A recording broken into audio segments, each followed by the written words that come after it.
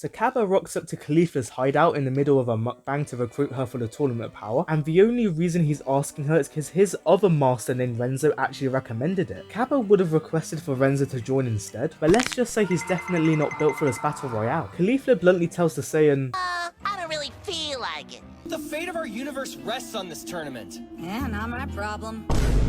what is she on about? This is literally her problem as well. And to top it all off, one of her henchmen proceeds to ruffle Cabba's hair, telling him to leave. The Saiyan is appalled at this level of disrespect and transforms, which sends the henchman flying into a bunch of crates. Good lord, Cabba literally had this guy playing Crash Bandicoot. This now piques Caulifla's interest, so Cabba tells her that this form is called Super Saiyan and that he's willing to teach her how to do it. Even with all that, Caulifla is still insistent that she won't join the team, so Cabba expresses his disappointment by saying, Why would you want to waste your skills in a place like this, when you could be aiming for something so much higher? To be honest, I did not think Cabba, out of all people, had that in his locker, so fair play. And the reaction from Caulifla's henchmen is so hilarious, cause no joke, they decide to threaten Cabba with a pocket knife.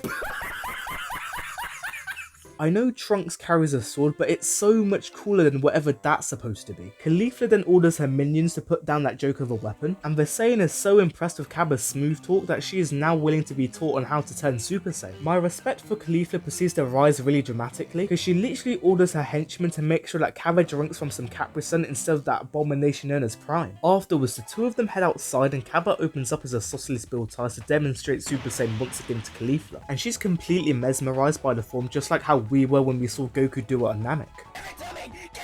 Cabba then briefly mentions that he was taught this by Vegeta, so he does not know the ins and outs of it, and this is where he gets his very own Eureka moment to finally get Caulifla to transform. You look more like a dog than I do.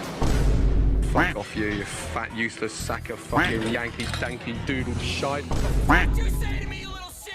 Oh nah, how is he gonna let a non-Super Saiyan intimidate him to the point that he's about to hit the Matrix pose? And to make it worse, KO has the audacity to laugh at Cabba's downfall from all the way behind the mountain. The fact that she looks like she belongs in Boondocks and that she's hating this much means that she's a perfect candidate for the Hateocracy. Cabba then explains that he was trying to match Palpatine's energy by bringing out Caulifla's anger using insults. So this leaves Caulifla asking the Saiyan if he always uses anger to transform, and Cabba affirms that he does not do that anymore, saying that he instead concentrates all of his energy into his back. Saying that out loud just does not sound right. Caulifla then wonders why they don't try that method instead, but Cabba's 100% certain that it won't work for her very first time. So to prove him wrong, Caulifla proceeds to stance up in an attempt to tingle her back muscles, and it's not even been 10 seconds before she's enveloped in a golden aura and now has blonde hair. However, even with her tingling, she's not able to maintain the form, causing her aura to dissipate, returning Caulifla to her base form. The Dragon Ball fanbase thought they dodged a bullet there, but Cabba encourages Caulifla to tingle those muscles again because she was on the cusp of reaching the transcended state, and I'm so sure that most people that were watching the episode as it aired were having the same reaction as Kale here. Caulifla tries once more to get her back tingling, and this time was no fluke because she yells out at the top of her lungs, revealing that she has now maintained the golden aura and blonde hair. As a standalone method, it doesn't seem too bad, but when you compare it to the way that Goku, Vegeta and future Trunks reached it, it sounds so awful. So I really don't blame people for hating on it. But before we bring up the Goten and Trunks argument, just remember that their transformations were intentionally written to be comedic. For example, these two genuinely thought that Super Saiyan was needed to take a toilet break, whereas we're meant to take Caulifla seriously here. But the part that gets me is that they actually try to glaze Caulifla by going out of their way to make a whole soundtrack for this exact moment. Also, I did not know that Super Saiyan allowed you to use curse techniques, because Caulifla full on pulls out a reversal red and fires it into the sky, blowing Cabba away.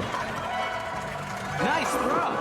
Caulifla now thinks that she can beat Cabba with this new form, to which he doesn't even deny it. She then wonders how to turn off her new transformation, so Cabba instructs her to relax her back muscles, and she proceeds to do exactly that before reverting cleanly back into her base form. The Sadala warrior is ready to tell his higher ups on how everything went so swimmingly, but before he can depart, Caulifla informs Cabba that she has now accepted his offer to join Universe 6's team. To add more playable characters to Universe 6's roster, Caulifla calls out to her sworn sister Kale to get her to stop playing hide and seek. Kale then walks into view looking so nervous, pretending that she did not just clown on Cabba just a few moments ago, and Caulifla assumes that if she can turn Super Saiyan, then her sister in arms can do it as well. However, Kale's self-esteem has practically sunk like the Titanic, already accepting that she does not have what it takes to become a Super Saiyan. Caulifla attempts to boost her morale by mentioning that an amazing fighter like her would deem the back tingles as light work. Her words of encouragement still don't convince Kale, so Caulifla thinks that a live demonstration is needed, where she puts even more salt into an already gaping wound by using the back tingles once more to transform into a Super Saiyan. Saiyan. Seeing her sister turn blonde literally has Kale standing in awe, and to further showcase how trivial the back tingles are, Cabba transforms into a Super Saiyan as well. We do not care. Anywho, Kale feels she's now ready to get her back tingling, and it actually begins to work, so she attempts to break the sound barrier by yelling, however... Caulifla is now demanding answers from Cabba for why the tingling did not work for Kale, so the Sadala warrior simply puts it as Caulifla being such an incompetent teacher. The two of them then agree that the best course of action for Kale is to get her to turn Super Saiyan by using Rage, and so Caulifla starts us off by exclaiming, You lousy monkey. good lord, Frieza would have been so proud that he'd give Caulifla the job of commander of the Frieza Force in a heartbeat. Unlike the Emperor, Cabba thought that Caulifla's insult was so abysmal. In Caulifla's defense, she explains that it actually breaks her heart to have to insult her sister of all people. Cabba then decides it's time for him to make KO angry, and believe me, he must have tapped into his inner dark side, because he flat out says, your life is nothing. You serve zero purpose.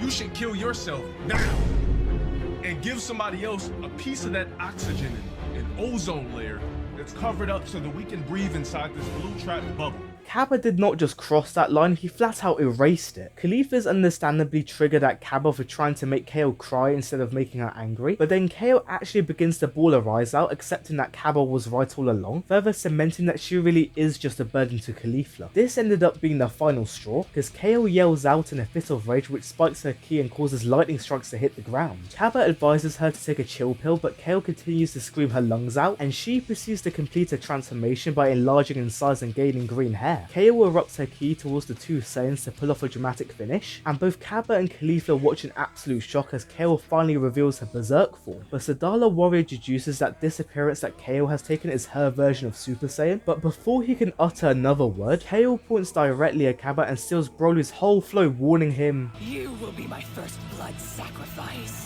She uses her chest to detonate another blast towards the two Saiyans, and chases after the both of them like that one minigame in Ultimate Tenkaichi. Cabba showcases his chivalry by putting his body in front of Caulifla to take the full brunt of Kale's attack, which leads to him reaching terminal velocity before heading straight into a mountain. Saiyans must have evolved to have their mouths extend to such an extraordinary degree, because Goku was doing the exact same thing in his fight against Great Ape Vegeta. Caulifla is really astonished at Kale's newfound power, but the Berserk Saiyan really could not care less and still tries to tunnel vision for Cabba. The Sadala warrior sees his life flash before his eyes, but luckily for him, he's able to escape Kale's wrath. Caulifla is now confused why Kale was solely targeting Cabba, and he theorizes that all the time that he spent with Caulifla had Kale feeling that she's being left behind and being replaced. Afterwards, he powers up and meets Kale face to face in an attempt to get her to calm down, but even when he strikes back, Kale uses her overwhelming energy to fling Cabba across the entire canyon. She then prepares an energy ball with Cabba's name on it, and he actually thinks he's not going to see tomorrow. However, Caulifla intervenes and she actually transforms into Super Saiyan 2 to knock that blast away. I'm gonna be blunt, her learning Super Saiyan 2 that quickly is even more outrageous than the back tingles. Anyway, Caulifla sets Kale's mind at ease by saying that her expectations would not be that low to find Cabba attractive, and this finally worked for Kale to come to her senses, allowing her to revert to her base form, to which Caulifla is able to catch her sworn sister on her descent. At last, Cabba eventually comes to the realization that he's not just recruited one powerful fighter, but in fact two.